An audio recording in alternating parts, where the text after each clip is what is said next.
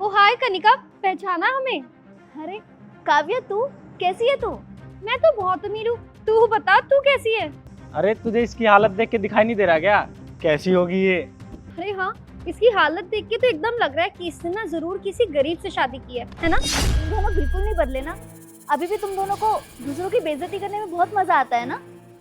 हाँ तो अरे तेरी हालत देख के पता चल रहा है कि तूने ना जरूर किसी गरीब आदमी से शादी करी है। अब तेरा पति गरीब है तो उसमें मैं क्या कर सकती हूँ? और वैसे कॉलेज में तो तू बहुत बोला करती थी कि मैं अपनी पढ़ाई कंप्लीट होने के बाद शादी करूंगी, लेकिन अब तो तेरी हालत देख के पता क्या लग रहा है कि तेरी पढ़ाई भी कंप्लीट नहीं और तूने शादी भी ना अपने मनपसंद लड़के से नहीं की। अरे तुम दोनों मेरी बात सुनोगे भी? अरे सुनने के लिए रह क्या गया है? और वैसे भी तेरे कपड़े देख के ना साफ साफ पता चल रहा है कि तूने ये साड़ी 500 रुपए की खरीदी है। अरे साड़ी खरीदने के लिए ना इसके पति ने बहुत मेहनत की होगी, तब जाके इसके पास साड़ी आई होगी, है ना? और तुझे पता है मेरा बॉयफ्रेंड कितना अमीर है?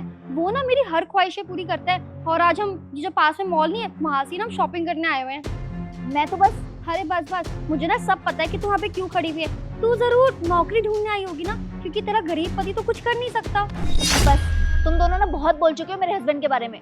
तुम दोनों मेरे दोस्त हो इसलिए मैं कुछ नहीं बोल रही। क्यों, क्या कर लेगी? अपने गरीब पति को बुलाएगी? मैंने कहा ना, बस मैं भी पता नहीं किन लोगों की मुंह लग रही हूँ। ओए रुक रुक, अब कहाँ जा रही है? सच्चाई का सामना नहीं कर पा रही है क्या? ओ गरीब। एक सेकंड, मेरा इंपॉर्टेंट कॉल आ रहा है, तब तक तू इसकी क्लास लगा। हाँ वैसे कहाँ थी मैं? और बता गरीब, क्या कह रही थी अभी तू? बहुत बड़ी बड़ी बातें कर रही थी ना, अब बोल के दिखा जरा।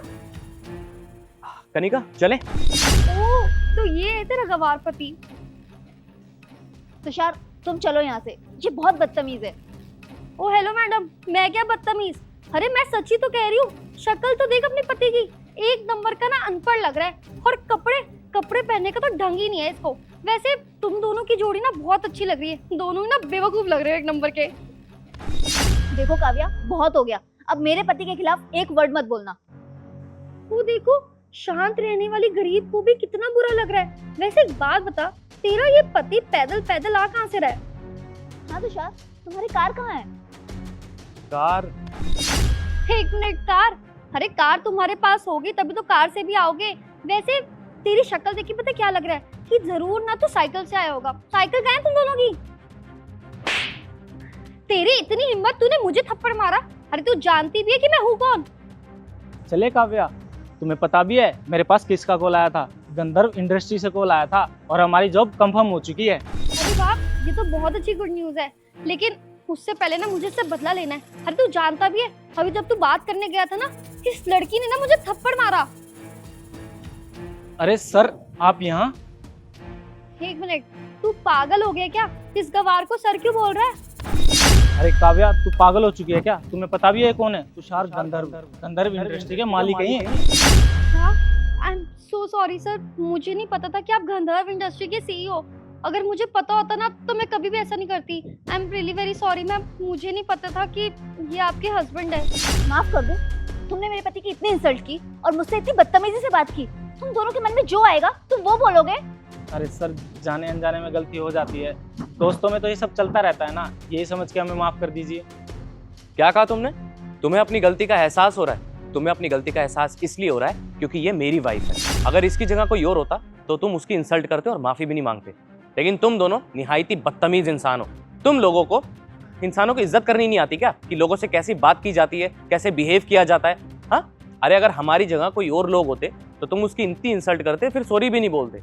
तुम दोनों हमें इसलिए सॉरी बोल रहे हो क्योंकि अब तुम्हें पता चल चुका है कि हम लोग गंधर्व इंडस्ट्री के मालिक हैं। एक बात और, आप लोग ऐसे इंसान हो जो लोगों को उनके लुक से, उनके कपड़ों से जज करते हो। अगर कोई छोटे मोटे कपड़े पहन रहा है या सादे कपड़े पहन रहा है तो वो गरीब होगा, गवार होगा, है ना?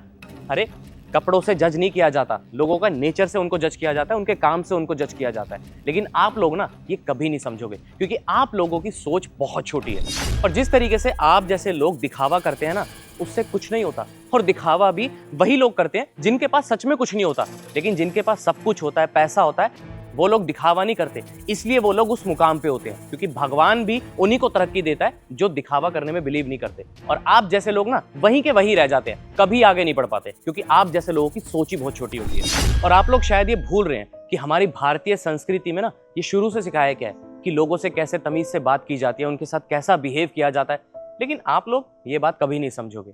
अरे तुम जैसे लोगों की वजह से ना लोग आजकल एक दूसरे पे ट्रस्ट नहीं करते हैं। क्यों? क्योंकि उनको वो छोटा दिखाने में लगे रहते हैं। मैं तुम दोनों को ना छोड़ने वाला तो हूं नहीं, क्योंकि तुम दोनों ने आज मेरी वाइफ की इंसल्ट की है। अगर तुमने मेरी इंसल्ट की होती तो शायद मैं तुम्हें माफ कर देता, लेकिन तुम दोनों को सजा तो जरूर मिलेगी, और वो सजा देगी कनिका। तुम दोनों की सजा ये है कि तुम ऑफिस में 30 दिन तक झाड़ू पोछा लगाओगे। झाड़ू पोछा? सर हम ऑफिस में झाड़ू पोछा कैसे कर सकते हैं? कैसे करोगे? मैं बताता हूँ कैसे करोगे।